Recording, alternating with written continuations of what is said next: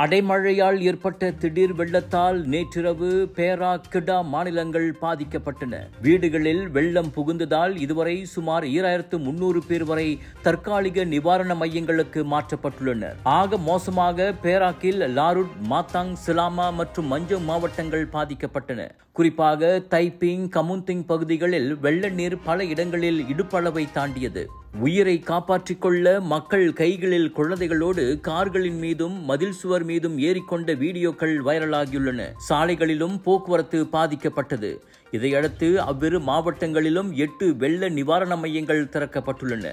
இவ்வேளையில் கிடாவில் கூலிம், குவாலமுடா மாவட்டங்கள் பாதிக்கப்பட்டுள்ளன. அங்கு சுமார் 50 குடும்பங்களைச் சேர்ந்த 150 பேர் 7 வெள்ள நிவாரண மையங்களுக்கு மாற்றப்பட்டுள்ளனர். கிடாவில் 7 ஆறுகளில் நீர்மட்டம் அபாய அளவை எட்டியிருப்பதும் குறிப்பிடத்தக்கது. இந்த திடீர் வெள்ளத்தில் இதுவரை உயிர் சேதம் எதுவும் அறிவிக்கப்படவில்லை.